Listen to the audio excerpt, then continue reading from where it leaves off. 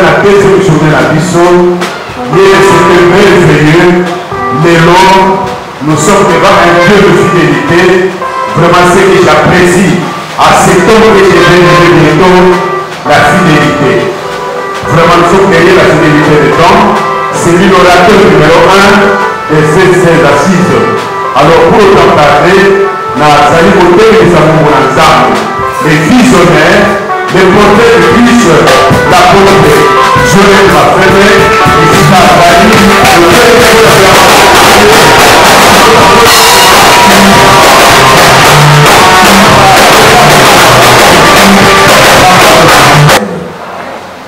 Dans la psaume 68, verset 29, ce qui est le texte de base, il y a conférence d'Abisso, nous lisons la parole au nom du Seigneur Jésus. Ton Dieu ordonne que tu sois puissant. Affermis, ô Dieu, ce que tu as fait pour nous. La parole du Seigneur, on peut prendre nos places. Une fois encore, je vous dis merci d'être là. C'est la grâce de Dieu qui a fait que tout soit beaucoup à la Togo à l'élo. Et nous croyons, nous comptons aussi à la grâce de Dieu.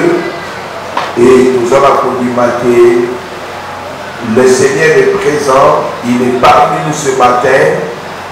Lui qui a commencé avec nous hier cette œuvre, il achèvera ensemble avec nous demain vendredi si le Christ ne revient pas encore aujourd'hui.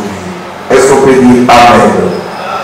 Nous sommes en train de parler d'un sujet important intitulé comment devenir un leader efficace, un leader puissant, un leader influent. Comment on peut le devenir? Hier, je disais qu'il n'est pas impossible pour qu'on puisse devenir un leader efficace. Il n'est pas impossible pour qu'on puisse devenir un leader puissant. Il n'est pas impossible pour que tu puisses devenir un leader influent. Hier, je disais que c'est la volonté de Dieu. Dieu veut que nous soyons des leaders. Pas des simples leaders, mais des leaders efficaces. Des leaders puissants et des leaders qui influencent. C'est ça le souhait de Dieu. C'est ça la volonté de Dieu pour chaque leader qui exerce le leadership dans le domaine beaucoup défini. C'est pourquoi il nous a dit dans sa parole que nous venons de lire, Psaume 68, verset 29, que ton Dieu ordonne que tu sois puissant. Dieu ordonne. Il ordonne que nous soyons puissants. C'est ce que Dieu fait. Dieu veut que nous soyons puissants. Il ne veut pas que nous soyons des leaders inefficaces, des leaders impuissants, des leaders qui n'influencent pas. Mais Dieu veut que nous puissions être des leaders efficaces, puissants et qui influencent. Alors pour bien parler de notre sujet, j'étais obligé hier de définir ce que c'est un leader et ce que c'est un leadership. J'avais dit qu'il est important, Yakoyeba, leader, Azanani, leadership et Lingi Kolobani. Parce que ce qui t'ont rien dit, c'est qu'un leader, c'est que c'est leadership. Aidez yo pour ne pas que yo échoué le colaïe.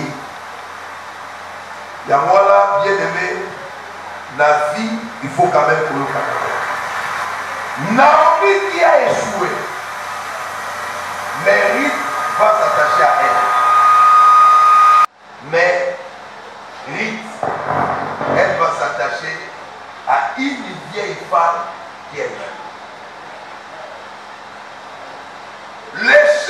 Naomi n'est pas ton problème.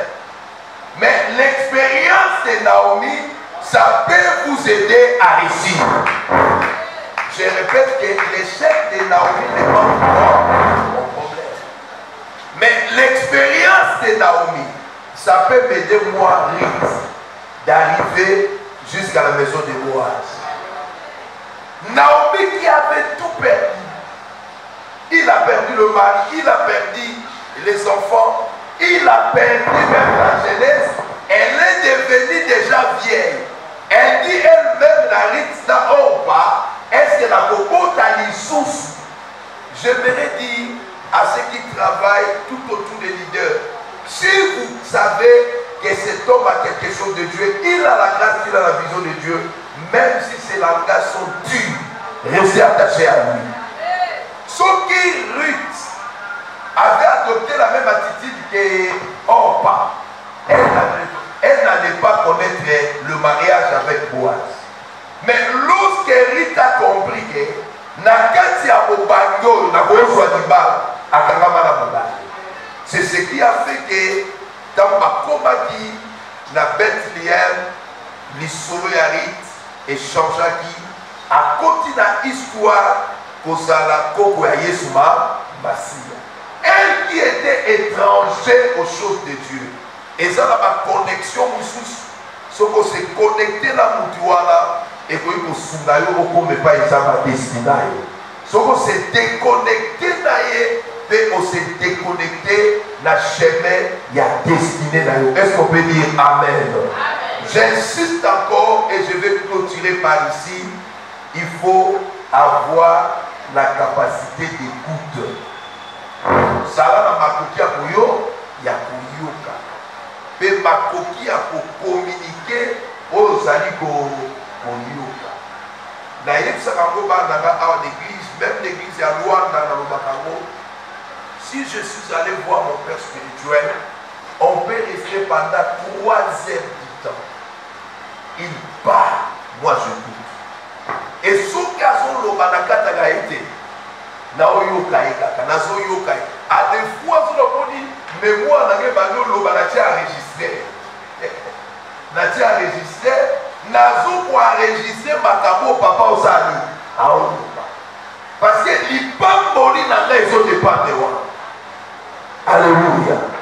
Même si on n'a pas patriarché, on n'a pas battu pour la famille. On a battu à Olobi. On est ce qu'on est. C'est parce que nous sommes attachés à ma papa à l'église. Ce qui n'a qu'à nous l'a précédé. N'a pas de pesa, tout bani n'a pas cela va divers. Après aussi problème nous salut au péché. Et tant qu'on peut ça un problème, le difficulté c'est quoi aujourd'hui? À des fois nous approchons près de nos aînés, tout en ayant déjà des résolutions. Ok, pas beaucoup non. Bakenda que pas beaucoup na ba résolution té, bakenda que pas beaucoup na ba problème, il y a besoin ba résolution. Alléluia. Alléluia. Veut-il être efficace, puissant et influent, il faut aussi écouter les autres prédicateurs. Pour se focaliser quand la nuit seconde à l'unité. Ça l'a fait dans ma coquille à Koyoka Batemo, mon sous. Soit capé temps au quotidien tout, aux autres Batemo, mon sous. Soit capé temps, né dans ma conférence, mon oyer, aux autres capé Batemo, mon sous. La Koyoka Batemo, mon sous. Et Koyoka ça un plus la peine là. Et Koyoka ça un plus la connaissance. Parce que la Bible dit, nous connaissons en partie. Même moi qui vous parle ici, je ne connais pas tout. C'est en partie que je parle. Si je disais que je connais tout, c'est de l'orgueil. Je connais en partie. À des fois, là où moi je n'ai pas bien dit, ne dites pas qu'il n'a pas bien dit. Non, je l'ai dit par rapport à ma petite connaissance. Et toi aussi, tu peux prendre la même thèse, au développer à mot du sous-sous, mais comme vous voyez, ce Saint-Denis. Écoute ça. Que Dieu nous bénisse tous. Nous ne voulons pas toucher de notre temps. Si nous pouvons nous écouter dans la prière pendant quelques minutes. Et que Dieu merci pour ça. sa parole. Merci pour les lomanayo. Nana pour ça pour qu'à des orateurs, mais ça a capacité à Boyoka, mais ça a humilité wana, il y a possible à Boyoka, mais la diamona misala, tout ça béni, alléluia. Prions notre Jésus. Tous ça. Bien-aimé, et si Kaosali, mon Kemoyoyo qui Kalabiso, Pessanzambe, merci. Dites merci à Dieu de tout ce que tu as écouté. Nabansi Obandaki depuis le début, ce Dieu est en train de faire quelque chose. Yahweh Topesio, merci. Yahweh soit le Kumu, l'efficacité vient de toi. Merci Seigneur. Naïta Moko na Moko. Merci Seigneur. Na ligne Moko na Moko tracé la 4 Moko na Biso. Papola Moko na yo. Papola humilité à Moko na Moko Ayoki. Merci au Polisi na Moko Oyo. Sois le Kumu des voix des voix. Na Kombo na Yesu. Que le Saint-Esprit continue encore à nous parler dans le nom précieux de Jésus que nous avons parlé. Amen. Donc, béni soit beaucoup. Applaudissons le roi. Oh, que Dieu soit loué. Bien-aimé, l'orateur a été clair. Vraiment, nous avons appris papa une fois de plus. Lobby, tout à l'heure, Okolundu, il a parlé la même chose. Lelo aïkoko va soutenir Abandagi Nango. Et pour ne pas abuser de notre temps, nous passons le moment à la côte d'Aïdo. Et si vous avez des collègues, vous avez des Makasi, vous pouvez avoir une deuxième oration qui nous attend. Vous pouvez en parler.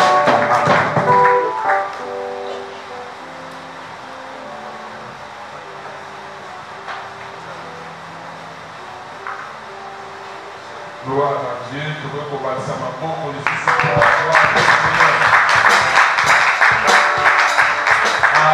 Amen. Merci Namati à Toyoki. Il faut tous dans la pembeni, il y a partout Zamba Pakuli, tous dans la Makoki, il y a Koyoka. Amen. Et puis, les autres poisons pour ma mission mini. Et ça, toujours capté. Alors, à chaque fois, l'homme devient ce qu'il écoute. Motoako Mangabo ya Zoyoka. Soyoki Magamala et commission P Malam. Soyoki Magamabe et commission P Mabe. Amen. Et à Bible Sarabatu. L'homme devient oyo pe basali bakoma kiyo bokoma, mais plus il faut yoka. Donc on dit même le lot, bato amabe bakoti ebele, c'est lié na koyoka. Et j'insiste pour que lito ina biso to ko pesa mo epa ya moto nyoso te. Pesa lito ina yo epa ya moto nzamba zo convaincre. Parce que dans la bataille de Bazaï, une bénédiction pour la mission, mais tout compris dans la théorie. Amen. Avant, tout peut s'offrir dans la mission, maintenant, nous allons au moment où Pierre, mon sang du Congo, il y a qui tout que le moment dans la foi. Ce qu'on a au Toké, donc, il y a comme ça, pour ça, tout le monde a conduit, a posé un contact. Quand nous sommes partis, mon salle nous a mis à côté du sol. Tant que solo, à l'émission du Camon, à Vigo, on a expliqué. Quand on a expliqué, on a dit que nous avons fait un peu nous avons compris, à l'émission de la vidéo, c'est que nous sommes là. Ça va beaucoup choquer. Mais il y a des vidéos où nous sommes là. Mais il y a des parents, pasteur, on a dit révérend, pourquoi dater? À mon avis, pour y aller, ma daté. D'ailleurs, je me connais à Yokaganda. Ne voyez pas, d'ailleurs, je ne peux pas voir. Maman la BBC, bon la zaïe na besi assemblée pour la abadi ko. Ce qu'on pase tokende mpona ye aotalaka atuni ya makambo ya sali yo omoni bi omoni te o papa na olokofrade na yana okomprendre déjà abi omoni no olebisaki yo ke ya kopambolama yo kopambolama te parce que ye ayebi baprincipe abi dayi tono tofani na yawa akomobeta na te fo na telefone so apeni alebise na bina ozela yo ata ye akutinga ata obenga juste po ayebi baprincipe donc moto akomaka oyo azoyoka soki wana posa tokende plus loin toyoka epuis ya mibale moto akomaka apratike oyo azoyoka mpoza moto mosusu ayoki bapratike te toana posa baministère ke liboso toana posa évolution mais problème ezali toyoka epuis topratike amen yango moni bible ezino bazoi kaka lobi balobi tel qui donne libéralement devient plus riche Proverbe 11:24 mais moto oyo azokanga azobomba moko aza na mwa moke babi feke sa pauvre même omoni baministère na biso boboyi na biso mingi ezokokonda parce que toza kofungwama te na genre bapaster mosusu bazalaka soki moteya ye ateyeba na ye mwa mbongo ebimi abandi kopesa baproblème omoni église oyo toyana baproblème fale tochange voiture oyo fale ceci est ce que ntango teya koteya kozali na baide nyonso kosubati ozomona place ezokoma biso donc ozomona ke soki nabimisi oyo napesa lokola na perdre operdre te mosungi ministère na yo et avancer ekende plus loin yango yesu alobi oyo aza nango bakobakisela ye akomona kwe bango basaleli nzambe tambolai sans pour autant bafukamela bana azali fierité mpona biso na bandai koyebisa bapasteur na lwanga na lolenge ya nzambe kosalela makambo mobange ya suka na mboka nzambe akomaka ete soki mosu akomi mobange te yango priere nange ezalaka mpo nzambe azwa ye efu tozwa moto mosusu akomi lokola ye parce que na ville ekozala na bagene te il faut bavieillard bazalaka mingi na suka ya mboka ndako ya mokuse mais ye nazali l'homme le plus sage ya ville to ya village. Est-ce qu'on peut dire amen? Azali beaucoup pour la gaille. J'ai appris beaucoup de choses dans le ministère naïe et c'est un bon conseiller aux occasions tournées ou appliquer Foucault. À sa ressource na biso, à sa icône na biso na quartier tozali. Est-ce qu'on peut dire amen? Il faut que ça la fierté naïe. Avant ça, bien soyez, vous ne soyez pas pour payer le colère. Pour tout ce qui a été dans mon quartier, mais tout ça fait dans mon panier auprès de qui vous sera tenu. Est-ce qu'on peut dire amen? Un homme humble, un homme simple, un homme qui fait un grand travail, un grand éducateur, un grand formateur. Et na tokwa lelo azali pamboli pour la biso yende alingi akwa kosunga biso pour comprendre ndenge kozala ministère moko ekozala efficace puissant ekozala pe influent parce que soki eza basungi loki na kopesa badifférence ye entre ministère et leadership, ministre et leader. Parce que au lieu que la paix leader, vous avez ministre, au lieu que vous exercer leadership, mais vous n'avez pas un ministère. Le fait que vous avez un leader, cela ne vous fait pas un ministre. Donc on dit que l'autre problème déjà l'église, quand tu as ma jeunesse, donc on dit qu'il y a bien la jeunesse, déjà on peut mon papa. Na ma jeune, on peut mon papa. Et même mieux bien la rébellion. Non.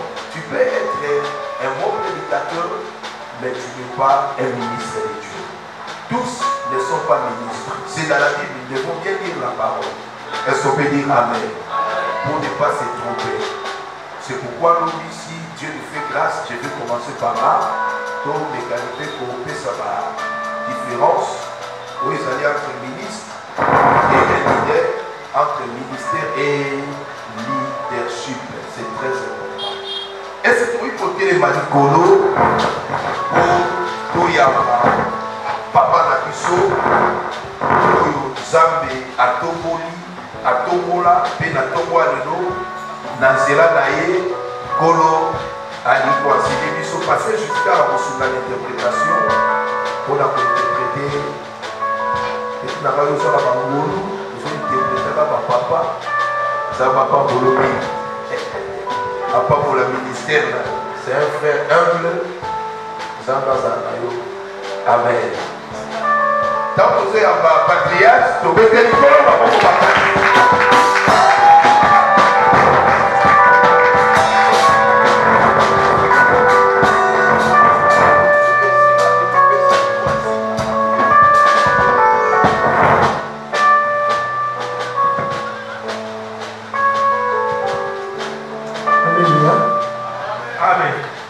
Que le Seigneur soit loué, on peut nous lire le texte biblique. Romains chapitre 8, verset 19.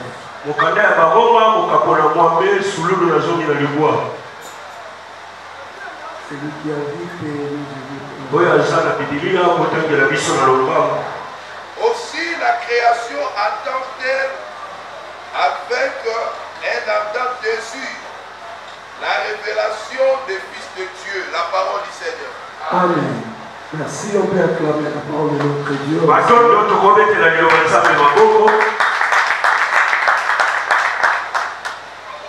Je remercie vraiment le Seigneur pour ce temps qu'il nous a donné. Et merci pour l'ordre de ces assises, de cette conférence.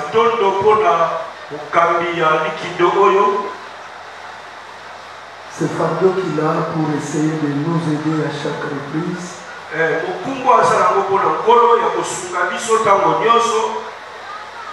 Enfin, que nous puissions essayer de nous mettre à niveau.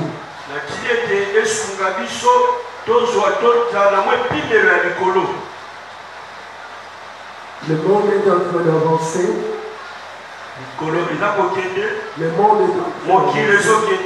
Nous sommes dans l'obligation aussi d'avancer. Amen. Amen. Le texte que nous venons de lire, c'est un texte que nous connaissons tous comme les hommes de Dieu. Il y a un concept, un mot que je retiens. Ou deux. Il y a attendre le verbe et manifestation ou manifester.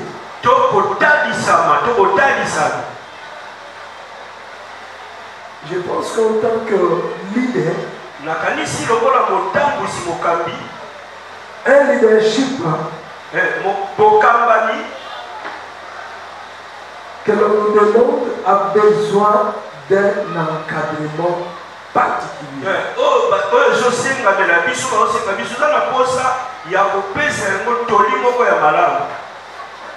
Parce que le leadership, bien aimé, est épelé,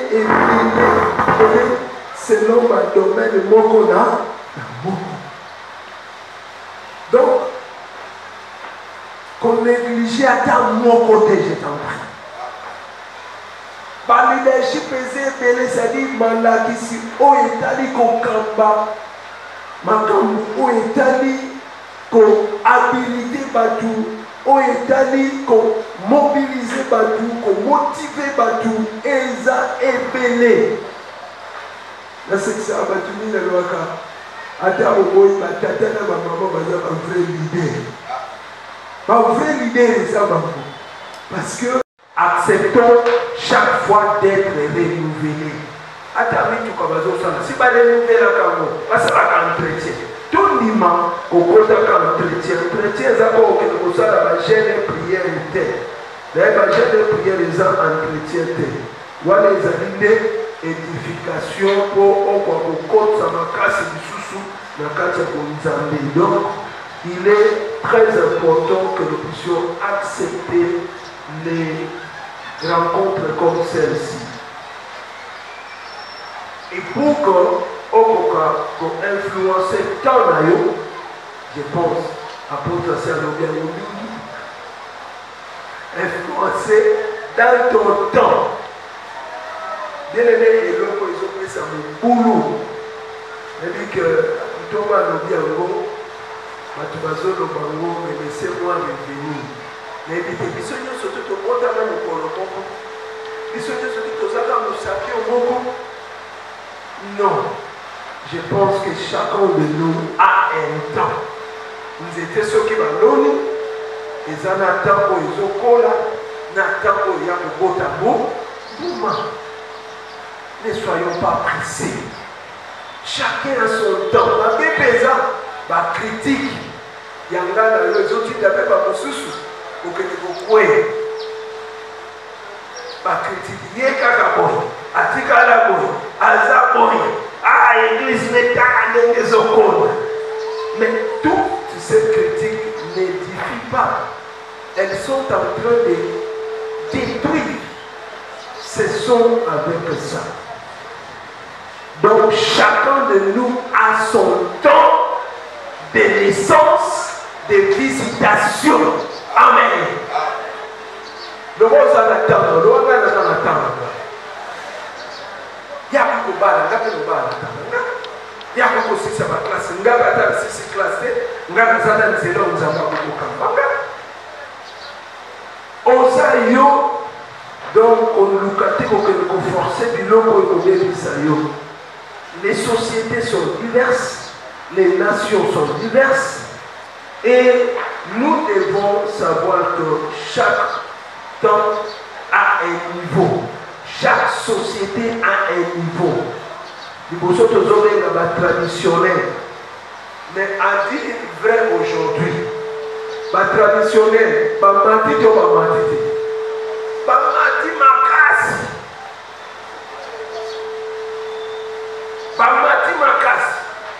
na bondeli moko na moko toyeba pour se mettre à niveau. Donc c'est vraiment important. D'où musala oyo tobengani eza musala oyo esunganga na yo tolakisa mpo bato bazosala misala lokola mokambi lokola moto azosunga mokambi bazala efficace. Dans Exode, chapitre 17, je pense ce qu'on va dire qu'il y a au lundi, madame. Moïse. Bonjour papa. Passa bonjour. Bonjour. Et c'est ok comme il présente le bossa à Minayo. Merci beaucoup pour je m'appelle Omango Ngonkoli Marcela. Mo nalikanisi tomoni basali ya Nzambe na kati ya Mongobele de basali association komisangisa kozala na bomoko oyo toyoka moboko oyo bote ya kabiso chaque jour akete tozala na bomoko na kotala lolenge basali ya Nzambe bamisangisi bokomi na bomoko et puis nini boki kosenga lisusu epa basali ya Nzambe bakomine mosusu. eloko ezaka kosenga eloko biso toza nango besoin bomoko eza bible nde moto aza korekomande biso toza bato oyo tozoforme nzoto moko chacun de nous est un membre donc kaka mpona Mombele te Limete te Kinshasa te Congo te Afrique mais le monde entier. Ceux qui comprennent que je pense que cette communication, il y a nous autres la révolte, révolution mondiale, réveil